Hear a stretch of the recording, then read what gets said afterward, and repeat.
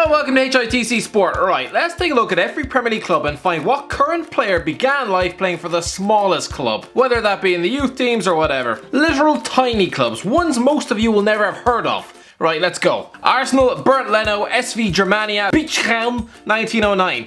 Yeah, BERND LENO might be making a fat wage at one of the biggest clubs in England right now, but by God, did he start off in a pot of dirt. My apologies to any fans of SV Germania Bietigheim 1909, but your club is minuscule. Leno joined the club in 1998 at just 6 years of age and spent 5 years learning his trade at a club in the 15th tier of German football. He eventually got a move to Stuttgart after he turned 11 years of age. Only then did his career start to progress. Aston Villa, KEINAN, Davis, Biggleswade Town. For Aston Villa, there's quite a few options I could pick. Wambana Samatta started off in Tanzania for something called African Leon, while John McGinn made his way for St Mirren. But someone like St Mirren, the club with a tin shed for the stadium and an annual wage bill that could fit in Paul Pogba's shoe, they are footballing giants compared to where KEINAN Davis came from. The 22-year-old midfielder was signing for something called Biggleswade Town at the age of 17. This is a club with just 300 seats in their Langford Road stadium. Their toilets no doubt smell of cat piss, and half the squad are probably hungover plumbers. Bournemouth, Mark Travers, Confey FC. Yep, the first of a few Ireland players to make this list. Good old 20-year-old Mark Travers, trying to cut his teeth in English football, having bounced around Irish youth football like a goddamn tennis ball. His first club was Confey FC, an amateur club in Kildare, before moving up to the big sticks in Dublin with Lucan United, with a teenage Conor McGregor no doubt fixing sinks around the corner. Brighton, Glenmurray, Wilmington, Hammerheads. There's a few lads from humble beginnings at Brighton too. Alireza Jahanbash began it all in Iran with GAYLE, a football club which sounds more like a type of little soup. Shane Duffy hailed from the mighty Foyle Harps in Derry, a club whose entire Twitter page has practically dedicated itself to becoming this man's own private fan page. But no, smallest club, let's go for Glenmurray, trying to make his way in American football at the age of 21. This was a future no-nonsense British centre-forward journeyman who should have been starting off crushing skulls on wet windy pitches for someone like Plymouth, not Wilmington Hammerheads on a sunny pitch in North Carolina. I'm convinced that it was just his version of sculling tins on a uni gap year. Within 6 months he was back in England with non-league Barrow, and a move that made a bit more sense. Burnley, Chris Wood, Cambridge FC. I'm sorry, but who or what are Paulton Rovers? Because that's where Ashley Barnes started his playing days circa 2007. Apparently they compete in the Bet Victor Southern League Division 1 South, and who pull in less views on a weekly basis than this lad. But I found an even smaller club. Step forward Chris Wood scoring on his debut for Cambridge FC, a club competing in the second tier of New Zealand football. Considering that country is famous for sheep, rugby and hobbits, how far down do you think the priority is for football? Christ above, newborn kids are practically handed rugby balls and chucked in a scrum within 20 seconds of exiting the womb. So Wood, a future Premier League striker, scoring on his first team debut at just 14 years of age? Surprising? No, of course not. They probably had a sheep stuffed in goal. Chelsea, Christian Pulisic, Brackley Town FC. You probably thought the answer was N'Golo Kante, right? No. Instead sat forward Christian Pulisic, the American wing wizard with a Croatian name, beginning his career 70 miles up the road from Stamford Bridge, in the youth team of Brackley Town FC in the suburbs of Northamptonshire. The reason being because his mother was offered a brief teaching exchange. Brackley compete in the 6th tier of English football and have a stadium smaller than a horse's stable. Who knew back in 2005 that the champions of England would end up spunking 60 million quid on what was then a chubby 7-year-old 8 miles north of Oxford? You can be damn sure a former Brackley under-8s coach spends every waking weekend boring his mates down the pub about how he was the first one to discover Pulisic. Crystal Palace, Gary Cahill, AFC Dronfield. You wouldn't think future Premier League winning captains with a locker stuffed with European medals would ever hail from a club the size of AFC Dronfield. Fair play to them. I'm sure Gary Cahill's face is plastered all over that club stadium. Actually, scratch that. Dronfield are Derbyshire Sunday League. Replace the word stadium with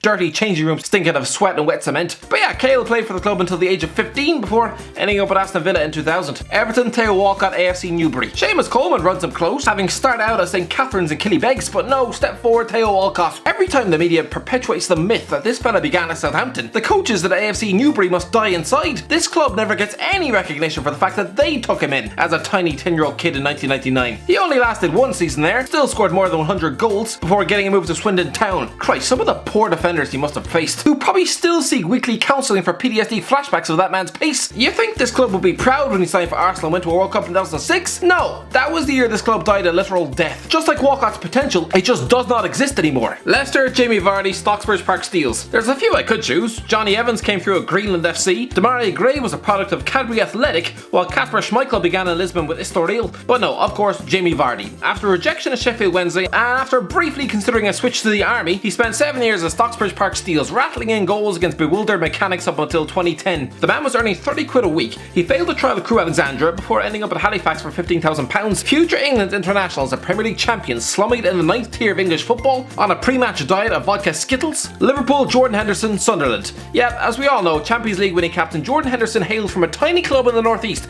I'm not sure if many of you will know. Sunderland? Does it ring a bell? Just some random tin pot club. Just kidding, Sunderland fans, don't worry, don't have a hernia, I'll do this one again. Liverpool, Andy Robertson, Queen's Park. Life at this age is rubbish with no money. Hashtag need a job. This was Champions League winning left back Andy Robertson in 2012, an unemployed 18-year-old playing amateur football for Queen's Park and ready to start a degree at uni. According to himself, the guy was losing faith in ever making it in football and was about to chuck it all in to become a PE teacher. Multi-millionaire European champion for one of the biggest clubs on the planet, or a career consisting of staring at schoolboys in the shower. Or was that just my PE teacher? Still, I think Robertson has made the right choice. He made his first team debut in the third tier of Scottish football in July of that year against Berwick Rangers in front of a crowd of 372 people. Christ. Oh, by the way, lads, trying to 400k as soon as possible. If you enjoyed the video, slap that subscribe button. If all of you who aren't subscribed, subscribe, then honestly, I do feel like we're going to overtake those over in the corporate mansion. Anyway, back into the video. Let's continue looking at these tiny clubs. Man City, Scott Carson, Cleator, Moor FC. Yeah, most Man City players start off at established clubs, so step forward for forgotten man Scott Carson, who was playing men's football at the age of 15 for Cumbria-based Cleator Moor Celtic in the North West Counties League. Within 3 years, this man was collecting a Champions League winners medal. Man United, Marcus Rashford, Fletcher, Moss Rangers. Where do you start with Man United? Aaron Wan-Bissaka was once a prolific striker for Junior Elite FC. Luke Shaw, after being rejected by boyhood club Chelsea, was beginning a comeback story at Molesley Juniors, and something called Penketh United are to blame for Jesse Lingard, but I'm going to go with Marcus Rashford starting off at Fletcher Moss Rangers, scoring 12 goals a game back in 2003. It's a tiny grassroots club in Manchester, who's not only provided Man United with Rashford, but also Danny Welbeck. Newcastle, Dwight GAYLE, Stansted. Well, I could go for DeAndre Yedlin, beginning his youth career in Seattle with Emerald City FC, but no, I'm going to go with Dwight GAYLE, who responded to an Arsenal rejection by joining Stansted in 2009. And I thought they were just a goddamn airport. What was he doing, playing keepy-uppy with the luggage? Sorry, that was terrible. The truth is that a 20-year-old GAYLE top scored for Stansted with 57 goals during the 10-11 campaign in the 9th tier of English football. Yeah, he might frustrate the Geordies, but this lad was the Lionel Messi of the Essex Senior League. Except Messi wasn't also a part-time carpenter on £150 a week. Norwich, Adam Ida, College Corinthians. Good old 19-year-old Corkman Adam Ida. One of Ireland's golden generation, I hope. Before Norwich, this kid spent 10 years in the books of College Corinthians, a Cork team founded in 1971, and who by all accounts, you probably have never heard of. Sheffield United, Enda Stevens, Cherry Orchard. Sorry lads, it's another Irish club, but I'm sorry, apparently I mentioned Jack Rodwell way too much, so I won't talk about his beginnings at Berkeley United. You happy now? Instead, Enda Stevens, a youth product of Ballyfermot club Cherry Orchard, before penning a deal at UCD in 2009. Cherry Orchard FC are also responsible for inflicting the world with Connor Salmon, Glenn Whelan and Anthony Stokes, so clearly they should be burned to the ground.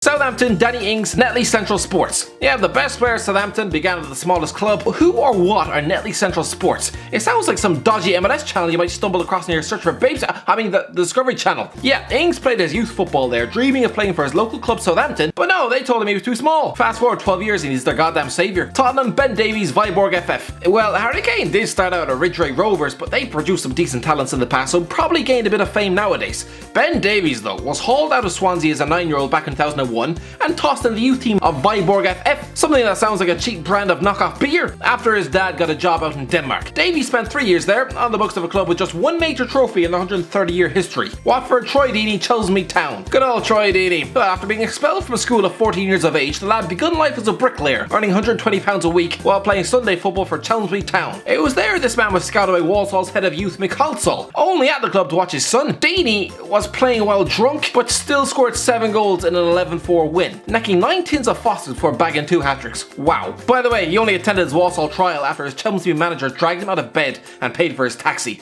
Did he want to become a footballer or not? West Ham, MICHAIL Antonio, Tooting and Mitcham United. Yeah, MICHAIL Antonio spent 6 years between 2002 and 2008 on the books of Tooting and Mitcham United, a football club that sounds like a Dr. Seuss novel. He also scored in his first team debut in a 1-1 draw at Hendon. Good on him. Wolves, Matt Doherty, Swords Celtic. Yeah, ending the list with another Irishman, Matt Doherty, who ended up in the youth team of Swords Celtic in Dublin. I have no idea if they're any good, but they produced a natural successor to Seamus Coleman, so for that, I thank you. Anyway, that's the end of it, lads. Let me know, are there any small clubs I've missed off the list? Let me know in the comment section below. Also, if you're a fan of one of these clubs, speak up. Anyway, if you enjoyed the video, don't forget to get a like, share and subscribe, and as always, I'll talk to you in a while.